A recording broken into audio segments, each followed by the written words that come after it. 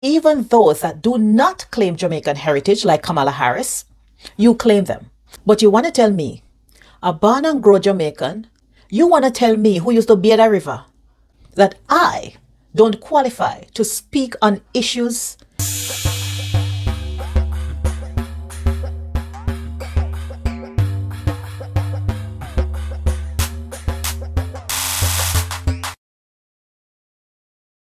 I want to briefly address something, and that's the issue of diaspora engagement. I've made no secret of the fact that I am a Jamaican who's been living abroad. People who have joined my live sessions know that I left Jamaica 8 years ago. But there are some people who seem to think that because I don't live on the island, I shouldn't be speaking the way that I'm speaking. I shouldn't be talking on issues about Jamaica the way that I am. I would say to these people that you can't have your cake and eat it too.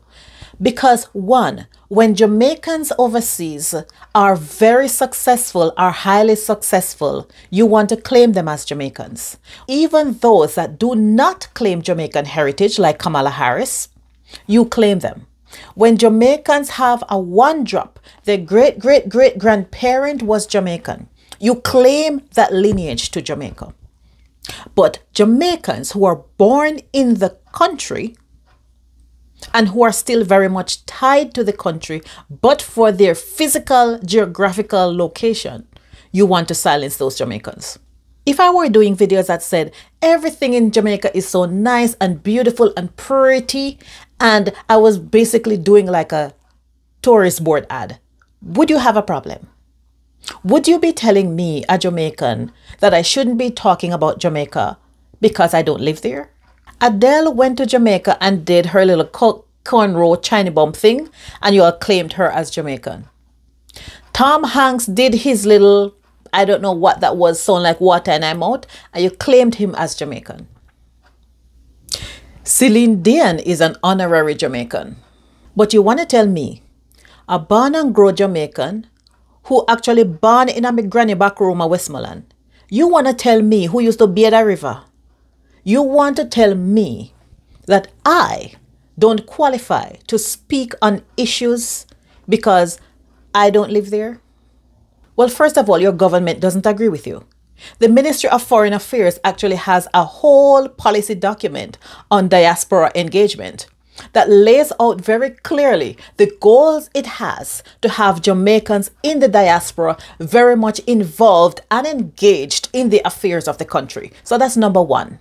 Number two, the Constitution doesn't agree with you because I am legally, whether you like it or not, I am legally Jamaican until I choose not to be. And as long as I am legally Jamaican, well, even if I'm not, I'm still going to speak on Jamaican issues. Now, there are some instances where I draw the line. I don't think Jamaicans in the diaspora should vote.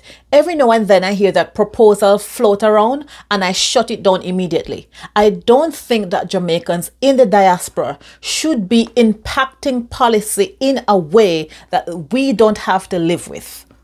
I don't believe that Jamaicans in the diaspora should be engaging government in such a way that we push policies that directly affect the people who have to live in the country with those policies, and then we choose to live elsewhere. And while I do believe that government officials and really anyone in the public sphere are fair game, when it comes to the Jamaican populace on a whole, I think that the diaspora has a duty to advocate, to use our voices to advocate for their best interests. And in some cases, we are better positioned to do so. In some cases, we are better positioned to do certain kinds of advocacy because we don't have to deal with the repercussions that people in that small country would have to deal with.